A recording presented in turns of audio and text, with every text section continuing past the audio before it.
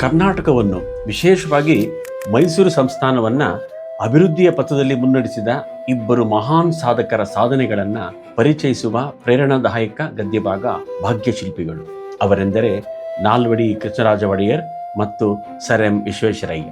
ಮಾದರಿ ಮೈಸೂರಿನ ನಿರ್ಮಾತೃ ನಾಲ್ವಡಿ ಕೃಷ್ಣರಾಜ ಒಡೆಯರ್. ಮೈಸೂರು ಸಂಸ್ಥಾನದ 24ನೇ ರಾಜರಾದ ನಾಲ್ವಡಿ ಕೃಷ್ಣರಾಜ ಒಡೆಯರ್ ಅವರು ಕೇವಲ 10ನೇ ವಯಸ್ಸಿನಲ್ಲಿ ಪಟ್ಟಾಭಿಷಿಕ್ತರಾದರು. ಅವರ ಆಡಳಿತಾವಧಿ 1902ರಿಂದ 1940ರವರೆಗೆ ಮೈಸೂರಿನ ಇತಿಹಾಸದಲ್ಲಿ ಒಂದು ಸುವರ್ಣ ಯುಗ. ಇವರ ಪ್ರಮುಖ ಸಾಧನೆಗಳು ಪ್ರಜಾಪ್ರಭುತ್ವದ ಅಡಿಪಾಯ. ಇವರು ಕೇವಲ ರಾಜರಾಗಿರದೆ ಆಡಳಿತದಲ್ಲಿ ಜನಸಾಮಾನ್ಯರ ಪಾಲ್ಗೊಳ್ಳುವಿಕೆಗೆ ಒತ್ತು ನೀಡಿದರು. ಪ್ರಜಾಪ್ರತಿನಿಧಿ ಸಭೆಯನ್ನ ನಿಜವಾದ ಜನಪ್ರತಿನಿಧಿ ಸಂಸ್ಥೆಯಾಗಿ 1923ರಲ್ಲಿ ಪರಿವರ್ತಿಸಿದರು. ಅಲ್ಲದೆ 1907ರಲ್ಲಿ ನ್ಯಾಯ ವಿಧಾಯಕ ಸಭೆ ಸ್ಥಾಪಿಸಿ ಶಾಸನಗಳನ್ನು ರೂಪಿಸಲು ಹಾಗೂ ಆಯವ್ಯಯದ ಖರ್ಚು ಕಡಿತಗೊಳಿಸಲು ಅಧಿಕಾರ ನೀಡಿದರು. ಸಾಮಾಜಿಕ ಕಾನೂನುಗಳ ಹರಿಕಾರ. ನಾಲ್ವಡಿಯವರನ್ನ ಈ ಹೆಸರಿನಿಂದ ಕರೆಯಲು ಬಲವಾದ ಕಾರಣಗಳಿವೆ. ಅವರು ಸಮಾಜದ ಪಿಡುಗುಗಳಾದ ದೇವದಾಸಿ ಪದ್ಧತಿ, ಬಸವಿ ಪದ್ಧತಿ ಹಾಗೂ ಗೆಜ್ಜೆ ಪೂಜೆಯನ್ನ ನಿಷೇಧಿಸಿದರು. ವಿಧವಾ ಮರುವಿವಾಹ ಕಾಯ್ದೆ, ಸ್ತ್ರೀಯರಿಗೆ ಕಡ್ಡಾಯ ಶಿಕ್ಷಣ, 1927ರಲ್ಲಿ ಮಹಿಳೆಯರಿಗೆ ಮತದಾನದ ಹಕ್ಕು ಇವೆಲ್ಲ ನೀಡಿ ಮಹಿಳಾ ಸಬಲೀಕರಣಕ್ಕೆ ನಾಂದಿ ಹಾಡಿದರು. ಶಿಕ್ಷಣ ಕ್ರಾಂತಿ. ಶಾಲಾ ಪ್ರವೇಶಕ ಇದ್ದ ಜಾತಿ ತಾರತಮ್ಯವನ್ನು 1914ರಲ್ಲಿ ರದ್ದುಪಡಿಸಿದರು ಮತ್ತು ಪ್ರಾಥಮಿಕ ಹಾಗೂ ಮಾಧ್ಯಮಿಕ ಶಿಕ್ಷಣವನ್ನು ಉಚಿತ ಮತ್ತು ಕಡ್ಡಾಯಗೊಳಿಸಿದರು. ನಾಡಿನ ಪ್ರಪ್ರಥಮ ಮೈಸೂರು ವಿಶ್ವವಿದ್ಯಾಲಯ ಸ್ಥಾಪಿಸಿದ ಕೀರ್ತಿ ಇವರದು. ನೀರಾವರಿ ಮತ್ತು ಮೂಲಸೌಕರ್ಯ. ಏಷ್ಯಾ ಖಂಡದಲ್ಲೇ ಮೊದಲ ಬಾರಿಗೆ ಶಿವನ ಸಮುದ್ರದಲ್ಲಿ ಜಲವಿದ್ಯುತ್ ಕೇಂದ್ರ, ವಾಣಿವಿಲಾಸ ಸಾಗರ ಹಾಗೂ ಕನ್ನಂಬಾಡಿ ಅಣೆಕಟ್ಟು ನಿರ್ಮಾಣ ಇವರ ದೂರದೃಷ್ಟಿಯ ಫಲ. ಮೈಸೂರು ಬ್ಯಾಂಕ್ ಹಾಗೂ ಸಾಹಿತ್ಯದ ಅಭಿವೃದ್ಧಿಗಾಗಿ ಕನ್ನಡ ಸಾಹಿತ್ಯ ಪರಿಷತ್ತನ್ನು ಸ್ಥಾಪಿಸಿದರು. ನಾಲ್ವಡಿಯವರು ಕೇವಲ ಮೂಲ ಸೌಕರ್ಯಗಳನ್ನಷ್ಟೇ ಅಭಿವೃದ್ಧಿಪಡಿಸಲಿಲ್ಲ, ಬದಲಾಗಿ ಜಾತಿ ಲಿಂಗ ತಾರತಮ್ಯಗಳನ್ನು ತೊಡೆದು ಹಾಕಿ ನಾಡಿಗೆ ಸಾಮಾಜಿಕ ನ್ಯಾಯವನ್ನು ಒದಗಿಸಿಕೊಟ್ಟ ಅಪ್ಪಟ ಪ್ರಜಾಪ್ರೇಮಿ. ಮತ್ತೊಬ್ಬ ಭಾಗ್ಯಶಿಲ್ಪಿ ಸರ್ ಎಂ ವಿಶ್ವೇಶ್ವರಯ್ಯ. ಆಧುನಿಕ ಭಾರತದ ಹರಿಕಾರ. ತಾವು ಕಡಿಮೆ ಮಾತನಾಡಿದ್ದೀರಿ, ಹೆಚ್ಚು ಕೆಲಸ ಮಾಡಿದ್ದೀರಿ ಎಂದು ಪಂಡಿತ್ ನೆಹರು ಅವರಿಂದ ಪ್ರಶಂಸೆಗೆ ಪಾತ್ರರಾದ ಸರ್ ಎಂ ವಿಶ್ವೇಶ್ವರಯ್ಯನವರ ಸಾಧನೆಗಳು ಅಸಾಧಾರಣವಾದವು. ಅಪ್ರತಿಮ ಇಂಜಿನಿಯರ್.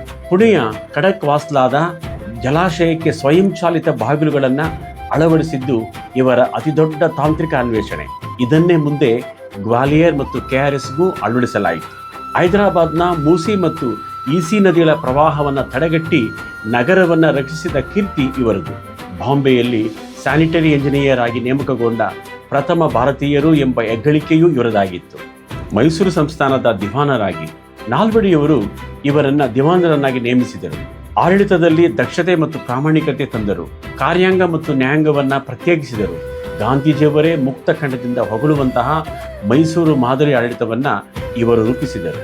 ಕೈಗಾರೀಕರಣ ಇಲ್ಲವೇ ಅವನತಿ, ಇದು ಅವರ ಪ್ರಸಿದ್ಧ ಘೋಷಣೆಯಾಗಿತ್ತು. ಭದ್ರಾವತಿಯ ಕಬ್ಬಿಣ ಮತ್ತು ಉಕ್ಕು ಕಾರ್ಖಾನೆ, ಸಾಬೂನು, ಕಾಗದ, ಗಂಧದ ಎಣ್ಣೆ, ಬೆಂಕಿಕಡ್ಡಿ ಹೀಗೆ ನೂರಾರು ಕಾರ್ಖಾನೆಗಳನ್ನು ಸ್ಥಾಪಿಸಿ ಆರ್ಥಿಕ ಭದ್ರ ಬುನಾದಿ ಹಾಕಿದರು. ಶಿಕ್ಷಣವೇ ಸಂಜೀವಿನಿ. ಶಿಕ್ಷಣವು ಕೆಲವೇ ಜನರ ಸೊತ್ತಾಗದೆ ಎಲ್ಲರ ಆಜನ್ಮಸಿದ್ಧ ಹಕ್ಕಾಗಬೇಕು ಎಂದು ನಂಬಿದ್ದ ಅವರು ತಾಂತ್ರಿಕ ಮತ್ತು ವೃತ್ತಿಪರ ಶಿಕ್ಷಣಕ್ಕೆ ಆದ್ಯತೆ ನೀಡಿದರು. ಜಯಚಾಮರಾಜೇಂದ್ರ ತಾಂತ್ರಿಕ ಸಂಸ್ಥೆ ಹಾಗೂ ಮೆಕ್ಯಾನಿಕಲ್ ಇಂಜಿನಿಯರಿಂಗ್ ಶಾಲೆಗಳನ್ನು ಸ್ಥಾಪಿಸಿದರು. ಗೌರವಗಳು. ಇವರ ಸಾಧನೆಗೆ ಬ್ರಿಟಿಷ್ ಸರ್ಕಾರ ಸರ್ ಪದವಿ ನೀಡಿದರೆ ಭಾರತ ಸರ್ಕಾರ ದೇಶದ ಅತ್ಯುನ್ನತ ಭಾರತ ರತ್ನ ಪ್ರಶಸ್ತಿ ನೀಡಿ ಗೌರವಿಸಿತು. ಇವರ ಆತ್ಮಚರಿತ್ರೆ memories of my working life. ಇಂದಿಗೂ ಇವರ ಜನ್ಮದಿನವನ್ನು ಇಂಜಿನಿಯರ್ಸ್ ದಿನಾಚರಣೆಯಾಗಿ ಆಚರಿಸಲಾಗುತ್ತದೆ. ಸರ್ ಎಂ ವಿಶ್ವೇಶ್ವರಯ್ಯನವರದು ಬರೀ ಕನಸು ಕಾಣುವ ವ್ಯಕ್ತಿತ್ವವಾಗಿರಲಿಲ್ಲ. ನಾಳೆ ಮಾಡುವುದನ್ನು ಇಂದೇ ಮಾಡು, ಇಂದು ಮಾಡುವುದನ್ನು ಈಗಲೇ ಮಾಡು ಎಂಬ ತುಡಿತವಿದ್ದ ಕ್ರಿಯಾಶೀಲ ವ್ಯಕ್ತಿತ್ವ. ಕಠಿಣ ಪರಿಶ್ರಮ, ವೃತ್ತಿನಿಷ್ಠೆ ಮತ್ತು ವೈಜ್ಞಾನಿಕ ದೃಷ್ಟಿಕೋನವಿದ್ದರೆ ಎಂತಹ ಅದ್ಭುತವನ್ನ ಸಾಧಿಸಬಹುದು ಎಂಬುದಕ್ಕೆ ಇವರೇ ಸಾಕ್ಷಿ. ಒಟ್ಟಾರೆ ಪಠ್ಯದ ಆಶಯ ಒಬ್ಬ ಆದರ್ಶ ಮತ್ತು ಪ್ರಜಾಪರ ರಾಜ ಹಾಗೂ ಒಬ್ಬ ದಕ್ಷ ದೂರದೃಷ್ಟಿಯುಳ್ಳ ದಿವಾನ. ಜೊತೆಯಾದರೆ ಒಂದು ನಾಡು ಹೇಗೆ ಮಾದರಿಯಾಗಬಲ್ಲದು, ಹೇಗೆ ಸರ್ವತೋಮುಖ ಪ್ರಗತಿ ಸಾಧಿಸಬಲ್ಲದು ಎಂಬುದನ್ನು ಈ ಪಠ್ಯವು ಅತ್ಯಂತ ಸ್ಫೂರ್ತಿದಾಯಕವಾಗಿ ಹಾಗೂ ಸ್ವಾರಸ್ಯಕರವಾಗಿ ಕಟ್ಟಿಕೊಟ್ಟಿದೆ.